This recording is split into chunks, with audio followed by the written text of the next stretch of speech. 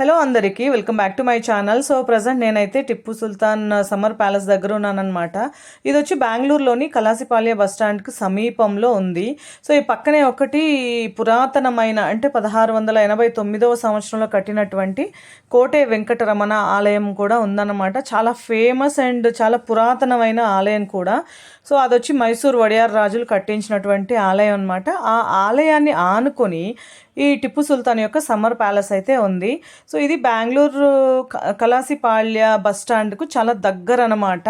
So ఈ summer palace and కోటే వెంకటరమణ స్వామి ఆలయానికి మధ్యలో ఒక కాంపౌండ్ వాల్ అంతే ఉంటుంది. అటువైపు వెంకటరమణ స్వామి ఆలయము, ఇటువైపు టిప్పు సుల్తాన్ సమ్మర్ ప్యాలెస్ అనమాట. సో కోటే వెంకటరమణ స్వామి ఆలయం కూడా చాలా అంటే చాలా బ్యూటిఫుల్గా ఉంటుంది. చాలా పెద్దగా వెంకటేశ్వర స్వామిని చూస్తూ ఉంటే అసలు చాలా పెద్ద విగ్రహం అన్నమాట. చాలా కళగా నిండుగా ఎంత బాగుంటుందో అసలు. సో ఇక్కడ సమ్మర్ ప్యాలెస్ ముగించుకొని మేము మళ్ళీ కోటే వెంకటరమణ స్వామి ఆలయంలో దర్శనం చేసుకొని ఇంక అక్కడి నుంచి అంటే మేము బిగ్ బుల్ టెంపుల్కి వెళ్ళామన్నమాట. సో ఇది ఇక్కడ నుంచి చాలా దగ్గర బిగ్ బుల్ టెంపుల్ కూడా. సో బెంగళూరులో బిగ్ బుల్ టెంపుల్ అంటే చాలా ఫేమస్. బసవన్న గుడి అంటారు, దొడ్డ బసవన్న గుడి అంటారు. దొడ్డ అంటే పెద్ద, సో పెద్ద నంది అనమాట. అది కూడా చాలా పురాతనమైన ఆలయము. దొడ్డ బసవన్న గుడి అండ్ దొడ్డ గణపతి పక్కనే ఉంటుందన్నమాట. పెద్ద గణపతి, పెద్ద నంది టెంపుల్. సో ఇదైతే టిప్పు సుల్తాన్ సమ్మర్ ప్యాలెస్. ఇక టిప్పు సుల్తాన్కి సంబంధించి మనం చరిత్రలో చదువుకున్నాం కదా, చాలా మందికి తెలుసుండొచ్చు, కొంతమందికి తెలియకపోయి ఉండొచ్చు. బట్ కొన్ని విషయాలు అయితే నేను మీతో షేర్ చేసుకుంటాను ఈ సమ్మర్ ప్యాలెస్కి సంబంధించి. సో మీరు పిల్లల్ని తీసుకుని హాయిగా మంచిగా ఎంట్రన్స్ టికెట్ 20 రూపీస్ అంతే, ఫారినర్స్కి అయితే 200 రూపీస్. సో ఆన్లైన్ ఉంది వీళ్ళది, ఒక వెబ్సైట్లో వెళ్ళి మనం స్కాన్ చేసి ఎంట్రన్స్ టికెట్ తీసుకుని వెళ్ళాలి. సో చాలా ఎంత బ్యూటిఫుల్గా ఉందో ఒకసారి చూడండి మీరే ఇక్కడ. సో చాలా రష్ అయితే ఏం లేదు. మేము వీక్ డేస్లో వెళ్ళాము. ఎక్కడైనా మేము వీక్ డేస్లోనే ప్లాన్ చేస్తాం, వీకెండ్స్ అంటే చాలా రష్ ఉంటుంది కాబట్టి. సో అందులోనూ బెంగళూరులో సిటీ లోపల అంటే మేము ఖచ్చితంగా వీక్ డేసే ప్లాన్ చేస్తాము. సో ఇది వచ్చి చాలా బ్యూటిఫుల్ అంటే బ్యూటిఫుల్గా ఉంది. ఆల్మోస్ట్ 247 సంవత్సరాల క్రిందటి ప్యాలెస్ అనమాట ఇది. సో ఇకపోతే టిప్పు సుల్తాను బెంగళూరు గ్రామాంతర ప్రదేశం అయినటువంటి దేవనల్లిలో పుట్టారు. ఇంకా అక్కడి నుంచి ఆయన చాలా ప్రాంతాలపైన దండెత్తి చాలా ప్రదేశాలను అయితే ఆక్రమించుకున్నాడు. ఈయన్ని మైసూర్ షేర్ అని కూడా పిలుస్తారు, ఎందుకంటే ఈయన మైసూర్ పైన కూడా దండెత్తి మైసూర్ని కూడా కొన్ని సంవత్సరాలు ఏలాడు కాబట్టి. సో ఇక ఈ సమ్మర్ ప్యాలెస్ విషయానికి వస్తే Tipu Sultan summer palace Srirangapatnam, Kerala and బెంగళూరులో ఉన్నాయన్నమాట. ఇదైతే బెంగళూరులో ఉన్నటువంటి సమ్మర్ ప్యాలెస్.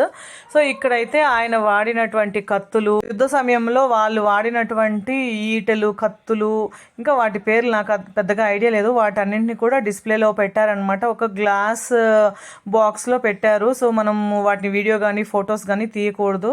సో నేనైతే జస్ట్ ఒక 3 సెకండ్స్ 4 సెకండ్స్ వీడియో ఆన్ చేయగానే అక్కడ సెక్యూరిటీ వాళ్ళు వచ్చి స్ట్రిక్ట్గా తీయకూడదని చెప్పారు. సో నేను ఎందుకులే ఇంకని చెప్పి వదిలేశాను అనమాట. సో అలా చాలా బాగుంది. కాకపోతే ఏంటంటే ఇది మొత్తం కూడా వుడెన్ స్ట్రక్చర్స్ అంట, కలప అండ్ టేకుతో కట్టినటువంటి ఒక ప్యాలెస్. సో చాలా స్ట్రాంగ్ ఉంది. ముస్లిం మతస్థుల భవనాలు, రాజభవనాలు కానీ వాళ్ళ ఆలయాలు కానీ ఎలా ఉంటాయో సేమ్ అలాంటి ఒక స్ట్రక్చర్స్తోనే ఉందన్నమాట. సో ఇకపోతే ఇక్కడ టిప్పు సుల్తాన్ తన కోసం స్పెషల్గా డిజైన్ చేసుకున్నటువంటి ఒక సింహాసనం యొక్క పెయింటింగ్ ఉంది. యాక్చువల్గా ఏంటంటే బ్రిటిష్ వాళ్ళు మన దేశం పైన దండెత్తి వచ్చినప్పుడు సో టిప్పు సుల్తాన్ కూడా బ్రిటిష్ వాళ్ళని ఎదుర్కోవాల్సి వస్తుంది. అప్పుడు ఏమైందంటే టిప్పు సుల్తాన్ శపథం చేశాడట. సో బ్రిటిష్ వారిని ఓడించిన తర్వాతే నేను ఈ సింహాసనాన్ని వాడుతాను, ఈ సింహాసనం పైన కూర్చుంటానని చెప్పి శపథం అయితే చేశాడట.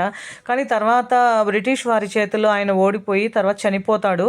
సో దాని తర్వాత ఏమైందంటే బ్రిటిష్ వాళ్ళు ఆ సింహాసనాన్ని ముక్కలుగా చేసి వేలం వేస్తారు. ఎందుకు వేలం వేశారంటే ఆ సింహాసనము విలువైన పచ్చలు, వజ్ర వైడూర్య, బంగారుతో చేసినటువంటి ఒక సింహాసనం అంట. అంత వాల్యుబుల్గా ఉన్నటువంటి, అంటే చాలా కాస్ట్లీ అనమాట.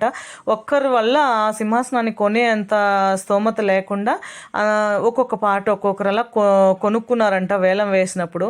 సో అది కూడా ఇక్కడ హిస్టరీలో ఉందన్నమాట. సో ఇదైతే ఇవాల్టి వ్లాగ్. చాలా బ్యూటిఫుల్ ప్యాలెస్ ఇదైతే. ఎవరైనా ఇంట్రెస్టెడ్ ఉంటే తప్పకుండా విజిట్ చేయండి. Thank you so much for watching.